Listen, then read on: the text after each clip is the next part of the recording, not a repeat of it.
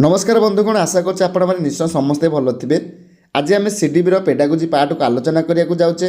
प्रथम क्वेश्चन गच चढ़ीबा कांथ उपरे चढ़ीबा बॉल फिंगिबा आदि कार्य केउ अवस्था रे आरंभ होइथाय। ऑप्शन नंबर ए रे कैशोर अवस्था, ऑप्शन बी रे परिणत अवस्था, ऑप्शन सी रे आद्य बाल्य अवस्था ना ऑप्शन डी रे शेष बाल्य अवस्था। ताले सठिक उत्तर हे ऑप्शन सी आद्य बाल्य अवस्था। परवर्ती क्वेश्चन होची शेष बाल्य अवस्था रे पिलामाने निम्नलिखित मध्यरु केउ कार्य विशेष अग्रगति करिथांती। ऑप्शन नंबर ए रे पहाच चढ़ीबा, ऑप्शन बी रे चित्र आंकिबा, ऑप्शन सी रे लेखा लेखी ना ऑप्शन डी रे गच चढ़ीबा। ताल सठिक उत्तर हे ऑप्शन सी लेखा लेखी। परवर्ती क्वेश्चन होची केउ अवस्था रे बालिका माने प्रसाधन संबंधी अभ्यास और दक्षता शीघ्र शिक्षा करती। ऑप्शन नंबर ए रे प्राग कैशोर अवस्था, ऑप्शन बी रे प्रांत बाल्य अवस्था, ऑप्शन सी रे आद्य बाल्य अवस्था ना ऑप्शन डी रे उभय बी और सी। ताल सठिक उत्तर हे ऑप्शन सी आद्य बाल्य अवस्था। परवर्ती क्वेश्चन होची पिलाटी लिंग भित्तिक साबालक हेबाकू केउ अवस्था रे आरंभ करिथाए। ऑप्शन नंबर ए रे आद्य बाल्य अवस्था, ऑप्शन बी रे कैशोर अवस्था, ऑप्शन सी रे प्राक कैशोर अवस्था ना ऑप्शन डी रे प्रांत बाल्य अवस्था। ताल सठिक उत्तर हे ऑप्शन सी प्राग कैशोर अवस्था। परवर्ती क्वेश्चन होची पिलाटी समाजर अन्यमानक सहित मिसी नीति नियम मानि अनुरूप आचरण प्रदर्शन करिबा तार केउ प्रकार विकास को सूचाए। ऑप्शन नंबर ए रे मानसिक, ऑप्शन बी रे शारीरिक, ऑप्शन सी रे सामाजिक ना ऑप्शन डी रे आवेगिक। तार सठिक उत्तर हे ऑप्शन सी सामाजिक। परवर्ती क्वेश्चन होची शैशव अवस्था रे पिलाटी प्रदर्शन करुथिबा आचरण मध्यरु निम्न रे केउ आचरणटी प्रदर्शन करि नथाए। ऑप्शन नंबर ए रे कांदिबा, ऑप्शन बी रे हसिबा, ऑप्शन सी रे स्थिर दृष्टि रे निरीक्षण करिबा ना ऑप्शन डी रे शरीर रूपछवि विषय रे सचेतन। ताले सठिक उत्तर हे ऑप्शन डी शरीर रूपछवि विषय रे सचेतन। परवर्ती क्वेश्चन होची पिलामानंकर दलगत मनोभाव रे विकास केउ अवस्था रे होइथाय। ऑप्शन नंबर ए रे पूर्व बाल्य अवस्था, ऑप्शन बी रे उत्तर बाल्य अवस्था, ऑप्शन सी रे प्राक कैशोर अवस्था ना ऑप्शन डी रे पौढ़ अवस्था। ताले सठिक उत्तर हे ऑप्शन सी प्राक कैशोर अवस्था। परवर्ती क्वेश्चन होची हल्लंक मतरे आद्य कैशोर अवस्था रे शिशुर आवश्यकता गुड़िक पूरण करने पाई मुख्यतः केतोटी दिग को विचार को निया जाए। ऑप्शन नंबर ए रे दुईटी, ऑप्शन बी रे तीनोटी, ऑप्शन सी रे चारोटी ना ऑप्शन डी रे पांचोटी। ताल सठिक उत्तर हे ऑप्शन बी तीनोटी। परवर्ती क्वेश्चन होची शिशुर जैन संबंधी चेतनार विकास केउ अवस्था रे होइथाए। ऑप्शन नंबर ए रे कैशोर अवस्था, ऑप्शन बी रे आद्य बाल्य अवस्था, ऑप्शन सी रे शैशव अवस्था ना ऑप्शन डी रे पौढ़ अवस्था। ताल सठिक उत्तर हे ऑप्शन ए कैशोर अवस्था। परवर्ती क्वेश्चन होची प्राग कैशोर अवस्था रे विद्यार्थीर सामाजिक विकासर एक मुख्य लक्षण हेउची। ऑप्शन नंबर ए रे स्वाधीन भाव में जीवन यापन करने पाई चेष्टा, ऑप्शन बी रे परस्पर मध्य कलह, ऑप्शन सी रे निस्वार्थपर स्नेह ना ऑप्शन डी रे उपरोक्त मध्यरु केउटी नुहे। ताले सठिक उत्तर हे ऑप्शन नंबर ए स्वाधीन भाव में जीवन यापन करने को चेष्टा। परवर्ती क्वेश्चन होची निम्नलिखित मध्यरु केउटी प्रीतिकर आवेगर एक उदाहरण अटे। ऑप्शन नंबर ए रे भय, ऑप्शन बी रे ईर्षा, ऑप्शन सी रे क्रोध ना ऑप्शन डी रे अनुराग। ताले सठिक उत्तर हे ऑप्शन डी अनुराग। परवर्ती क्वेश्चन होची निम्नलिखित केउ क्रियारु व्यक्तिर आवेगर सूचना मिली नथाए। ऑप्शन नंबर ए रे शारीरिक क्रिया, ऑप्शन बी रे मुखर प्रकाश भंगी, ऑप्शन सी रे चालीचलन गति, ऑप्शन डी रे वाचनिक प्रकाश। ताले सठिक उत्तर हे ऑप्शन सी चालीचलन गत क्रिया। परवर्ती क्वेश्चन होची शैशव अवस्था रे शिशुर निम्नलिखित मध्यरु केउ आवेगर विकास घटी नथाए।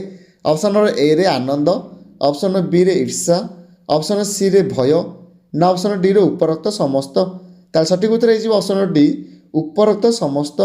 परवर्ती क्वेश्चन होची निम्नलिखित मध्यरु केउटी अप्रीतिकर आवेगर गोटे उदाहरण। ऑप्शन नंबर ए रे आनंद, ऑप्शन बी रे अनुराग, ऑप्शन सी रे स्नेह ना ऑप्शन डी रे ईर्षा। ताले सठिक उत्तर हे ऑप्शन डी ईर्षा। परवर्ती क्वेश्चन होची शिशु मानकर तीनोटी मूल आवेग यथा भय स्नेह क्रोधर विकास केउ अवस्था रे घटी थाए। ऑप्शन नंबर ए रे बाल्य अवस्था, ऑप्शन बी रे शैशव अवस्था, ऑप्शन सी रे कैशोर अवस्था ना ऑप्शन डी रे पौढ़ अवस्था। ताले सठिक उत्तर हे ऑप्शन बी शैशव अवस्था। परवर्ती क्वेश्चन होची केते वर्ष बयस रे शिशुर भय विरक्त ईर्षा आनंद स्नेह छोट मानक प्रति ममता आदि आवेगर विकास घटी थाए। ऑप्शन नंबर ए रे 5 वर्ष, ଅପସନ୍ ବିରେ 3 ବର୍ଷ, ଅପସନ୍ ସିରେ 2 ବର୍ଷ, ନା ଅପସନ୍ ଡିରେ କେଉଁଟି ନୁହେଁ? ତାହେଲେ ସଠିକ୍ ଉତ୍ତର ହେଇଯିବ ଅପସନ୍ ସି 2 ବର୍ଷ। ପରବର୍ତ୍ତୀ କ୍ୱେଶ୍ଚିନ୍ ହେଉଛି କେଉଁ ଅବସ୍ଥାରେ ଶିଶୁର ଆବେଗ ଅଧିକ ତୀବ୍ରତର ହୋଇଥାଏ? ଅପସନ୍ ନମ୍ବର ଏରେ ଶୈଶବ, ଅପସନ୍ ବିରେ କୈଶୋର, ଅପସନ୍ ସିରେ ପୌଢ଼, ନା ଅପସନ୍ ଡିରେ ଆଦ୍ୟ ବାଲ୍ୟ ଅବସ୍ଥା? ତାହେଲେ ସଠିକ୍ ଉତ୍ତର ହେଇଯିବ ଅପସନ୍ ଡି ଆଦ୍ୟ ବାଲ୍ୟ ଅବସ୍ଥା। ପରବର୍ତ୍ତୀ କ୍ୱେଶ୍ଚିନ୍ ହେଉଛି ପିଲାମାନେ ନିଜ ଆବେଗର ବାହ୍ୟ ପ୍ରକାଶକୁ କେଉଁ ଅବସ୍ଥାରେ ନିୟନ୍ତ୍ରଣ କରି ଶିଖିବାକୁ ଆଗ୍ରହୀ ହୋଇଥାନ୍ତି? ଅପସନ୍ ନମ୍ବର ଏରେ କୈଶୋର ଅବସ୍ଥା, ଅପସନ୍ ବିରେ ଆଦ୍ୟ ବାଲ୍ୟ ଅବସ୍ଥା, ଅପସନ୍ ସିରେ ପ୍ରାନ୍ତ ବାଲ୍ୟ ଅବସ୍ଥା, ନା ଅପସନ୍ ଡିରେ ଶୈଶବ ଅବସ୍ଥା? ତାହେଲେ ସଠିକ୍ ଉତ୍ତର ହେଇଯିବ ଅପସନ୍ ସି ପ୍ରାନ୍ତ ବାଲ୍ୟ ଅବସ୍ଥା। ପରବର୍ତ୍ତୀ କ୍ୱେଶ୍ଚିନ୍ ଅଛି ଶିଶୁଟି ଅନ୍ୟ ପିଲାମାନଙ୍କୁ କାମୁଡ଼ି ଦେବା, ଚିମୁଟି ଦେବା ତାର କେଉଁ ପ୍ରକାରର ଆବେଗକୁ ସୂଚାଇଥାଏ? ଅପସନ୍ ନମ୍ବର ଏରେ ଭୟ, ଅପସନ୍ ବିରେ କ୍ରୋଧ, ଅପସନ୍ ସିରେ ଈର୍ଷା, ନା ଅପସନ୍ ଡିରେ ବିରକ୍ତ? ତାହେଲେ ସଠିକ୍ ଉତ୍ତର ହେଇଯିବ ଅପସନ୍ ସି ଈର୍ଷା। ପରବର୍ତ୍ତୀ କ୍ୱେଶ୍ଚିନ୍ ଅଛି ନିମ୍ନଲିଖିତ ମଧ୍ୟରୁ କେଉଁଟି ଶିଶୁ କ୍ରୋଧାନ୍ୱିତ ହେବାର କାରଣ ଅଟେ?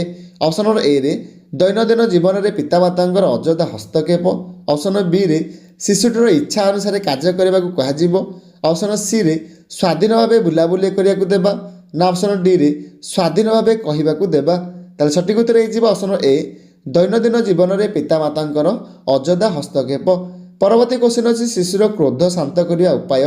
ଅପସନ୍ ନମ୍ବର ଏରେ ତାକୁ ମାଡ଼ ଗାଳି ଦେବା, ଅପସନ୍ ବିରେ ତା'ର କାର୍ଯ୍ୟକଳାପରେ ହସ୍ତକ୍ଷେପ କରିବା, ଅପସନ୍ ସିରେ କ୍ରୋଧ ବିଷୟରେ ତା ସହିତ ଆଲୋଚନା କରି ବୁଝାଇବା, ନା ଅପସନ୍ ଡିରେ କିଛି କହିବାକୁ ସୁଯୋଗ ନ ଦେବା? ତାହେଲେ ସଠିକ୍ ଉତ୍ତର ହେଇଯିବ ଅପସନ୍ ସି କ୍ରୋଧ ବିଷୟରେ ତା ସହିତ ଆଲୋଚନା କରି ବୁଝାଇବା। ପରବର୍ତ୍ତୀ କ୍ୱେଶ୍ଚିନ୍ ଅଛି କେତେ ବର୍ଷ ବୟସ ମଧ୍ୟରେ ଶିଶୁଟିର ଘର ଦୁଆର ଉପରେ ଠକ୍ ଠକ୍ ଶବ୍ଦ ଓ ପରୀକ୍ଷାକୁ ଭୟ କରିଥାଏ? ଅପସନ୍ ନମ୍ବର ଏରେ 4ରୁ 7 ବର୍ଷ, ଅପସନ୍ ବିରେ 5ରୁ 8 ବର୍ଷ, ଅପସନ୍ ସିରେ 6ରୁ 13 ବର୍ଷ, ନା ଅପସନ୍ ଡିରେ 7ରୁ 14 ବର୍ଷ? ତାହେଲେ ସଠିକ୍ ଉତ୍ତର ହେଇଯିବ ଅପସନ୍ ସି 6ରୁ 13 ବର୍ଷ। ପରବର୍ତ୍ତୀ କ୍ୱେଶ୍ଚିନ୍ ଅଛି ଶିଶୁମାନଙ୍କ ମଧ୍ୟରୁ ଭୟ ଦୂର କରିବା ପାଇଁ ନିମ୍ନଲିଖିତ କେଉଁ ଉପାୟଟି ପ୍ରଯୁକ୍ତ ନୁହେଁ? ଅପସନ୍ ନମ୍ବର ଏରେ ଅନୁକରଣ, ଅପସନ୍ ବିରେ ପୂର୍ବ ସୂଚନା, ଅପସନ୍ ସିରେ ଅଭୟ ପ୍ରଦାନ, ନା ଅପସନ୍ ଡିରେ ଭୂତ ପ୍ରେତ କଥା କହିବା? ତାହେଲେ ସଠିକ୍ ଉତ୍ତର ହେଇଯିବ ଅପସନ୍ ଡି ଭୂତ ପ୍ରେତ କଥା କହିବା। ପରବର୍ତ୍ତୀ କ୍ୱେଶ୍ଚିନ୍ ଅଛି ନିମ୍ନଲିଖିତ ମଧ୍ୟରୁ କେଉଁଟି ଏକ ସକାରାତ୍ମକ ଆବେଗ ଅଟେ?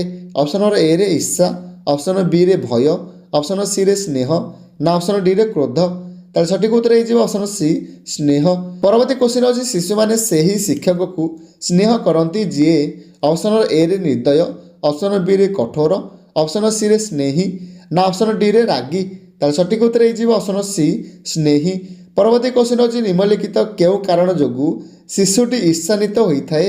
ଅପସନ୍ ନମ୍ବର ଏରେ ନିରପେକ୍ଷ ମନୋଭାବ ପୋଷଣ, ଅପସନ୍ ବିରେ ପିତାମାତାଙ୍କର ତା ପ୍ରତି ସ୍ନେହ, ଅପସନ୍ ସିରେ ଶିଶୁର ବ୍ୟବହାରକୁ ଅନ୍ୟ ସହ ତୁଳନା ନ କରିବା, ନା ଅପସନ୍ ଡିରେ କୌଣସି ଶିଶୁକୁ ଅନ୍ୟ ଶିଶୁ ସମ୍ମୁଖରେ ପ୍ରଶଂସା କରିବା?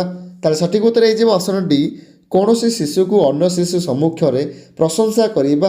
ପରବର୍ତ୍ତୀ କ୍ୱେଶ୍ଚିନ୍ ହେଉଛି ପିଲାଟି ରୁଷିବା, ହଠାତ୍ ରାଗିଯିବା, ଟିକିଏ ଟିକିଏ କଥାରେ କାନ୍ଦି ପକାଇବା ଆଦି ଆବେଗିକ ବିକାଶ କେଉଁ ଅବସ୍ଥାରେ ଘଟିଥାଏ? ଅପସନ୍ ନମ୍ବର ଏରେ ବାଲ୍ୟ ଅବସ୍ଥା, ଅପସନ୍ ବିରେ ପ୍ରାକ୍ କୈଶୋର ଅବସ୍ଥା, ଅପସନ୍ ସିରେ ପୌଢ଼ ଅବସ୍ଥା, ନା ଅପସନ୍ ଡିରେ କେଉଁଟି ନୁହେଁ? ତାହେଲେ ସଠିକ୍ ଉତ୍ତର ହେଇଯିବ ଅପସନ୍ ବି ପ୍ରାକ୍ କୈଶୋର ଅବସ୍ଥା। ପରବର୍ତ୍ତୀ କ୍ୱେଶ୍ଚିନ୍ ହେଉଛି ବ୍ୟକ୍ତିକୁ କ୍ରିୟାଶୀଳ ଓ ଗତିଶୀଳ କରାଉଥିବା ମାନସିକ ଅବସ୍ଥାକୁ କ'ଣ କୁହାଯାଏ? ଅପସନ୍ ନମ୍ବର ଏରେ ବୁଦ୍ଧି, ଅପସନ୍ ବିରେ ବିକାଶ, ଅପସନ୍ ସିରେ ଆବେଗ, ନା ଅପସନ୍ ଡିରେ ଅନୁଭୂତି? ତାହେଲେ ସଠିକ୍ ଉତ୍ତର ହେଇଯିବ ଅପସନ୍ ସି ଆବେଗ। ପରବର୍ତ୍ତୀ କ୍ୱେଶ୍ଚିନ୍ ଅଛି ବିଭିନ୍ନ ବସ୍ତୁ ବା ଘଟଣା ବିଷୟରେ ଜାଣି ସାମଞ୍ଜସ୍ୟ ଓ ପାର୍ଥକ୍ୟ ଅନୁଭବ କରିବା କେଉଁ ପ୍ରକାରର ବିକାଶକୁ ସୂଚାଇଥାଏ? ଅପସନ୍ ନମ୍ବର ଏରେ ଶାରୀରିକ, ଅପସନ୍ ବିରେ ବୌଦ୍ଧିକ, ଅପସନ୍ ସିରେ ଆବେଗିକ, ନା ଅପସନ୍ ଡିରେ କେଉଁଟି ନୁହେଁ? ତାହେଲେ ସଠିକ୍ ଉତ୍ତର ହେଇଯିବ ଅପସନ୍ ବି ବୌଦ୍ଧିକ। ପରବର୍ତ୍ତୀ କ୍ୱେଶ୍ଚିନ୍ ଅଛି ପିଆଜେ ଶିଶୁର ବୌଦ୍ଧିକ ବିକାଶକୁ କେତୋଟି ପର୍ଯ୍ୟାୟରେ ବିଭକ୍ତ କରିଛନ୍ତି? ଅପସନ୍ ନମ୍ବର ଏରେ 3, ଅପସନ୍ ବିରେ 5, ଅପସନ୍ ସିରେ 4, ନା ଅପସନ୍ ଡିରେ 6? ତାହେଲେ ସଠିକ୍ ଉତ୍ତର ହେଇଯିବ ଅପସନ୍ ସି 4।